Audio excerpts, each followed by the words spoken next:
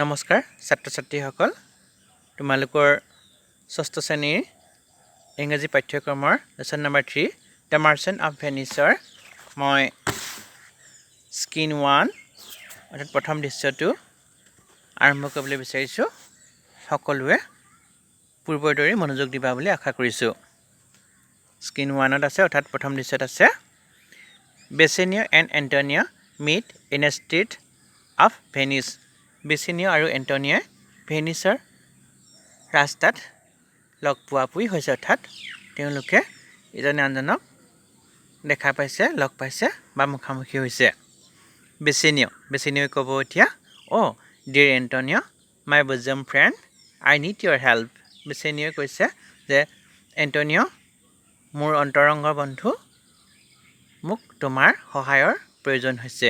Antonio কৈছে my friend tell me what I can do for you Antonio কৈছে my friend মোৰ বন্ধু tell me what I can do for you যে মই তোমাৰ কাৰণে কি কৰিব পাৰোঁ কোৱা তেনেকৈ কৈছে বেছেনিও I love Portia a rich and beautiful lady I want to marry her so I need money from you to go to Belmont কি বুলি কৈছে বেছেনিও কৈছে I love Portia মই পৰ্চিয়াক ভাল পাওঁ a rich and beautiful lady যিগৰাকী ধনী আৰু ধুনীয়া ভদ্ৰ মহিলা I want to marry her মই তাইক বিয়া কৰাব বিচাৰোঁ so I need money from you to go to Belmont সেইকাৰণে বেলমণ্টলৈ যাবৰ কাৰণে তোমাৰ পৰা মোক টকা লাগে এণ্টনিও don't worry চিন্তা নকৰিবা I will help you মই তোমাক সহায় কৰিম I don't have ready money now মোৰ এতিয়া টকা হাজু কৰি থোৱা নাই so I will borrow money from Shylock সেইকাৰণে মই Shylockৰ পৰাই টকা ধাৰলৈ লৈ ল'ম আৰু তোমাক দিম বুজি পাইছা এইবাৰ দ্বিতীয় দৃশ্যত কি আছে চাওঁচোন আহা Shylock Antonio Bassanio what do you want Shylock-এ এণ্টনিওক লগ পাইছে আৰু বেছেনিওক ইজনে আনজনক কোৱাকৈ কৈছে তাৰপিছত হোৱাট ডু ইউ ৱান্ট তোমাক কি লাগে সুধিছে এণ্টনিও ক'ব এতিয়া আই নিড মানি 3 ducats মোক টকাৰ প্ৰয়োজন হৈছে ধনৰ প্ৰয়োজন হৈছে 3000 ducats মই 3 বুলি ক'লোঁ যদিও এইটো চৰি কৈছোঁ 3000 ducats Shylock I give money for interest মই সুদৰ হাৰত টকা দিওঁ but in your case I will not take any interest কিন্তু তোমাৰ কেছটোত মই কোনো ধৰণৰ সুদ নলওঁ if you fail to return the money within 3 months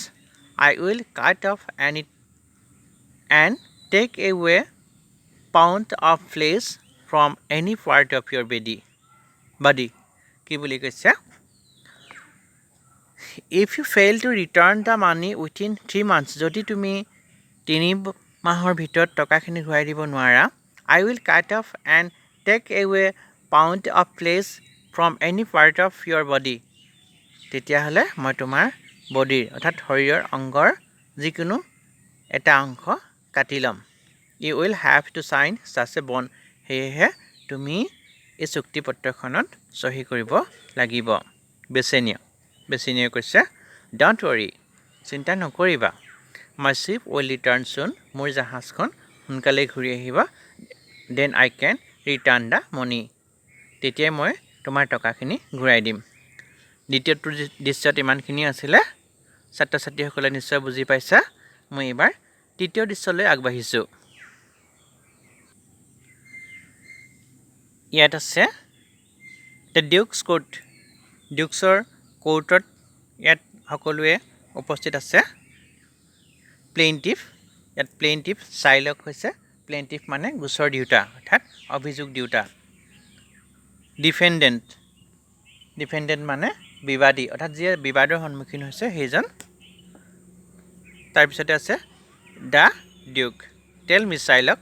what is your case এতিয়া ডিউকজনে সুধিছে যে টেল মি Shylock যে Shylock কোৱা হোৱাট ইজ ইয়ৰ কেছ তোমাৰ কেছটোনো কি ঘটনাটোনো কি হ'ল চাইলকে কৈছে চাইলক নাও 3 months are over since I gave the money to Antonio যে মই এণ্টনিওক টকা দিয়াৰ পৰা 3 মাহ পাৰ হৈ গৈছে as the time is are expired he should give me a pound of flesh as per the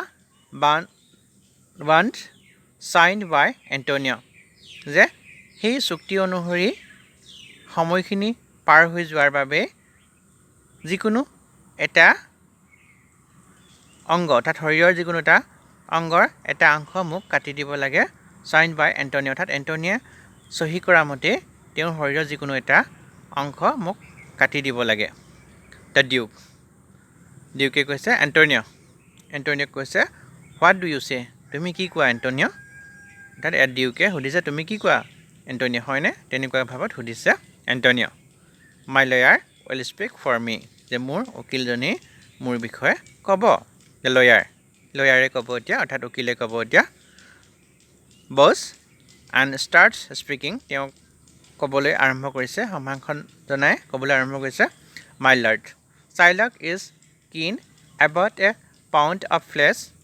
late him have you brought the knife Shylock কি বুলি কৈছে চাইলকে যে তেওঁৰ শৰীৰৰ এটা অংশ কাটি ল'ব লাগে তেওঁক কাটি ল'বলৈ দি দিয়ক যে সেইকাৰণে আৰু সুধিছে যে চাইলক তুমি কটাৰীখন বা চুৰিখন আনিছানে চাইলকে কৈছে য়েছ আই হেভ হয় মোৰ আছে আনিছোঁ লয়াৰে ক'ব এতিয়া you can cut the flesh from any part of Antonio's body Antonio' শৰীৰৰ যিকোনো এটা অংশ তুমি কাটি লোৱা but in cutting it there should be no' blood shed because it is not mentioned in the bond তুমি শৰীৰৰ যিকোনো এটা অংশ কাটি ল'ব পাৰা কিন্তু কাটোতে তাত অলপো তেজ ওলাব নালাগিব কাৰণ সেই চুক্তিপত্ৰখনত তেজৰ কথাটো উল্লেখ কৰা নাই কেৱল সেই এটুকুৰা মাংস কাটি লোৱাৰ কথাহে তাত লিখা আছে my lord I don't want my client to lose even a single drop of blood যে মই মোৰ এই ব্যক্তিজনৰ অলপো তেজ নষ্ট কৰিব বিচৰা নাই চাইলক হেজ কনস্পায়াৰ্ড টু মাৰ্ডাৰ এণ্টনিও কি হ'ল চাইলকে এণ্টনিওক মাৰিবৰ কাৰণেহে পৰিকল্পনা কৰিছিল আমি তেনেকৈ ইয়াত ধৰি লৈছোঁ ইয়াৰ পিছৰ দৃশ্যলৈ আগবাঢ়ো হওঁ চাইলক ইজ শ্বক চাইলকে উৎসৱ খাই উঠিলে নাও হি ৰিয়েলাইজেছ হিজ ফলি এতিয়া তেওঁৰ নিজৰ মূৰ্খতা উপলব্ধি কৰিছে everybody praises the young and intelligent lawyer প্ৰত্যেকেই সেই য়ং লয়াৰগৰাকীক প্ৰশংসা কৰিলে when the lawyer puts off his coat and removes the masters all the people present in the court exclaim in surprise because the lawyer is actually Portia in disgust যেতিয়া সেইখিনি কাম হৈ গ'ল তাৰপিছত য়ং লয়াৰগৰাকীয়ে উকিলগৰাকীয়ে নিজৰ ছদ্মবেশ ত্যাগ কৰিলে আৰু নিজৰ গোফ অৰ্থাৎ দাড়ি সেইবোৰ খুলি দিলে আৰু কোট চোলাটো খুলি দিলে তেতিয়াহে গম পোৱা গ'ল যে প্ৰকৃততে তেখেতেই পৰ্চিয়া হৈছিলে অৰ্থাৎ বিউটিফুল লেডিগৰাকী হৈছিলে the Duke now it is the judgement time the conspiracy is obvious that Shylock has plan to murder Antonio এতিয়া জাজমেণ্টৰ সময় আচলতে কি হ'ল যে চাইলকে এণ্টনিওক মাৰিবৰ কাৰণেহে পৰিকল্পনা কৰিছিল চাইলক আই অৰ্ডাৰ ইউ টু এপলজিজ যে মই তোমাক ক্ষমা খুজিবৰ কাৰণে অৰ্ডাৰ কৰিছোঁ অৰ্থাৎ নিৰ্দেশ দিছোঁ মোৰ অভাৰ তাৰ উপৰিও you must give half of your property to the government and the other half to Antonio as a punishment তুমি সকলোৰে ওচৰত ক্ষমা বিচৰা তাৰোপৰিও তোমাৰ সম্পত্তিৰ আধা অংশ চৰকাৰক দিব লাগিব আৰু আধা অংশ এণ্টনিওক তোমাৰ শাস্তিমূলক ব্যৱস্থাটোৰ কাৰণেই দিব লাগিব অৰ্থাৎ এণ্টনিওক তুমি শাস্তিমূলক ব্যৱস্থা লৈছিলা সেইকাৰণে এণ্টনিওক দিব লাগিব এনেকৈ ক'লে তাৰপিছতে সকলোৱে চুৱাচুই কৰি আছে এজনে আনজনলৈ চাইলক ৱাকছ অফ এণ্ড চেম চাইলকে লাজকৈ খোজকাঢ়ি গ'ল Antonio Bassanio and Portia are in joyful mood আৰু এণ্টনিঅ বেছেনিঅ আৰু পৰ্চিয়াক জয়ফুল মুডত অৰ্থাৎ আনন্দ মুখৰ পৰিৱেশত তেওঁলোকৰ দেখা পোৱা গ'ল আৰু ইমানতে নাটকখন পৰিসমাপ্তি ঘটিল আশা কৰিছোঁ সকলোৱে বুজিবলৈ সক্ষম হ'লা